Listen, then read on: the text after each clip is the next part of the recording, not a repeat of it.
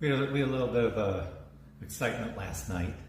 So, you know, as I told you last night, we were hanging out at the Doghouse Saloon. You know, they had some free food and cheap beer, and it's just a dive bar, but it's, you know, just down the street just a little bit. So there are a bunch of us hikers, a few locals in there. There's a pool table. We're hanging out there. I spent a couple hours, as I told you last night.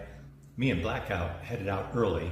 I still needed to call Sandra and then do some video chores and that. And it was starting to get late. So I head out early. The rest stayed there. There were, I don't know, maybe 6 or 8 people, and other people were coming and going.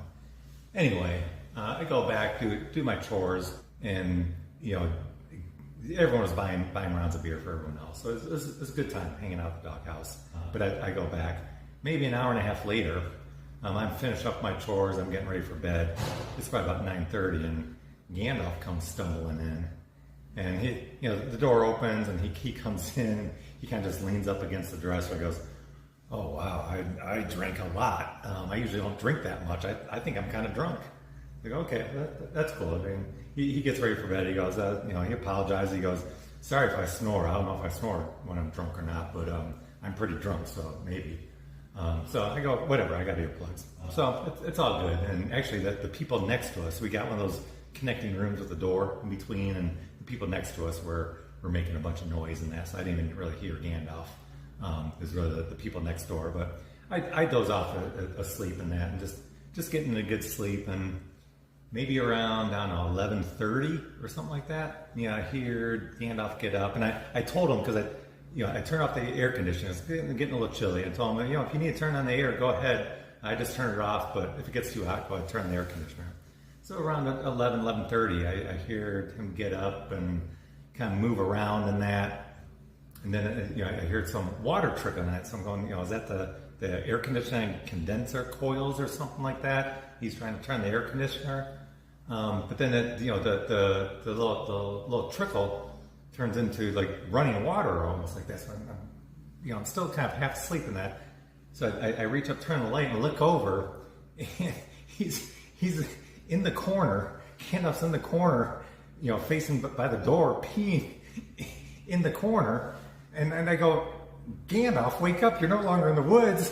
And just look on his face, he kind of like he kind of like turns his head towards me and looks at me, and he's got this look of, where am I? How did I get here? And what am I doing?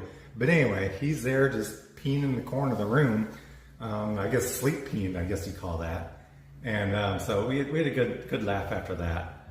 Kind of reminds me, you know, we just came out of Hiker Time, which is this, you know, there's like 30 people there just sleeping in these people's yard, and you kind of saw some of the videos. And there's only one bathroom for 30 people. So there's a big sign on the bathroom saying, you know, if you're male and have to pee, go find a tree. And there's, you know, this is in the middle of the desert, so there's no trees out there. But, you know, there's only one toilet. So anyway, that I guess you find a pee, you know, I guess you find a tree or just a corner of a hotel room and do your business there. So anyway, Gandalf was a little bit embarrassed, but he gave me permission to share. So I just thought I'd share that story with you, and I guess that'll go down in at least this year's PCT lore of Gandalf peeing in the corner of the hotel room. Now that I think about it, maybe that's why they call it Tehachapi, is where we're staying. You know, so Tehachapi has a whole new meaning, at least for our little band of 4. Anyway, we'll see you on the trail, and hopefully won't have any more excitement tonight. I think Gandalf's banned for the bars, at least for this town. We'll let him drink again up in County Meadows. All right, see you later. Okay, so what you see here is probably a 6 to 7 day food carry. This should get us 137 miles from Tehachapi to Kennedy Meadows, hopefully.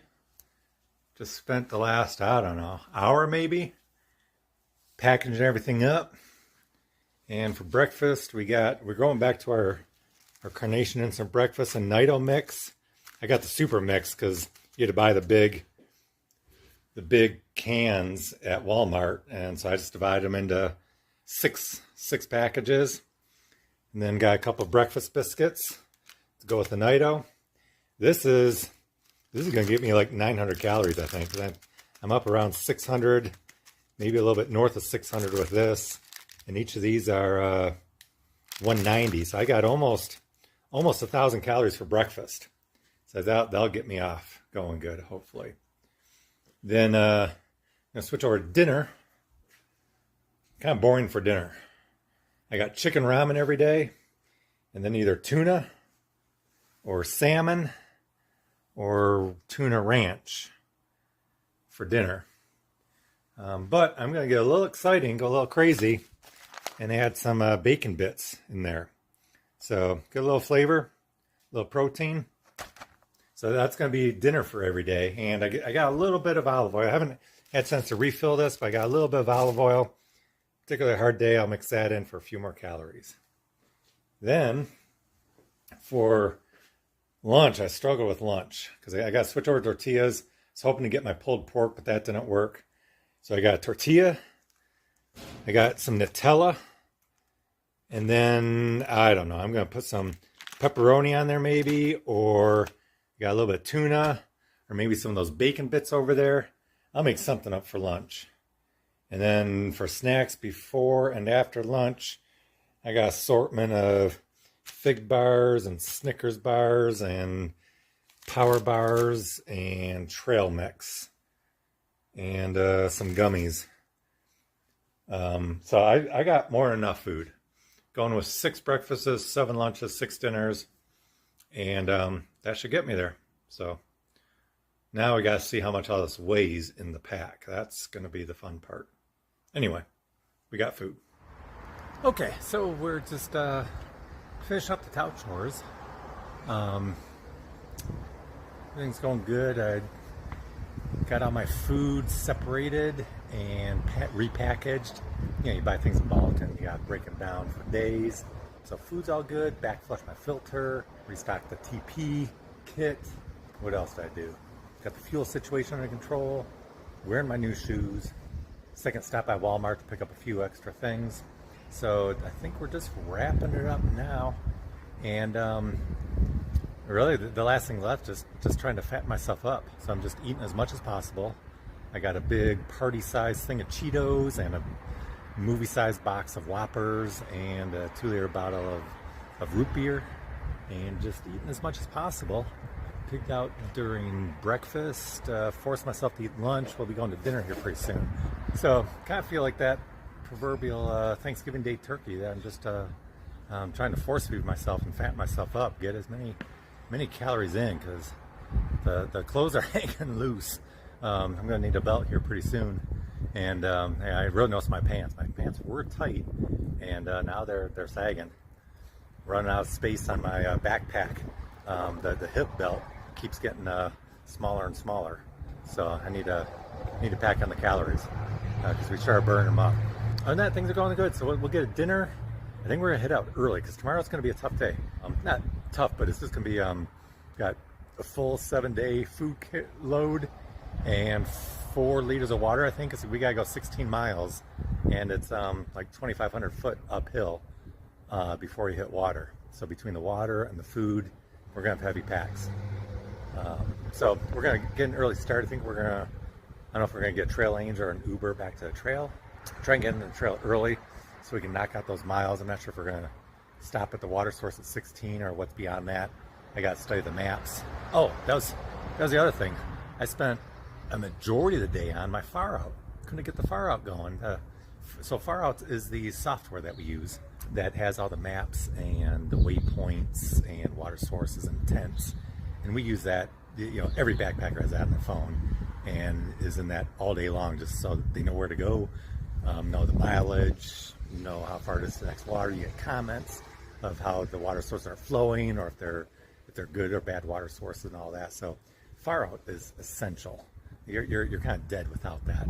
But Far Out breaks the trail into 5 sections. So we just finished the desert section in Far Out. They start the next section, which they call the Sierras, in Tehachapi, even though technically the Sierras don't really start for another 150 miles. Anyway, that's how Far Out breaks it out. I'm trying to load Far Out, and all the data comes up except for the trail.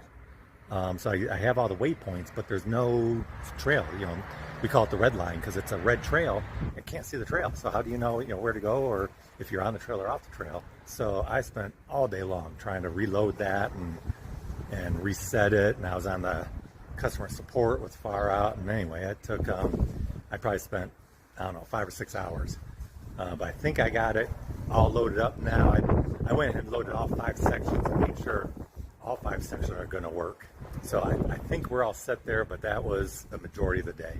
I mean, for a while, I thought I was going to have to like delete the app from my phone and reload it every section. And sometimes you can't get into town or you don't have Wi-Fi service. So that was a stressor, but we got that to work. So now I'm happy. Now I can go out on the trail and actually know where I'm headed. So I think everything's going good. We'll get some dinner and probably try and get to bed early tonight. So we'll probably check in tomorrow. See ya.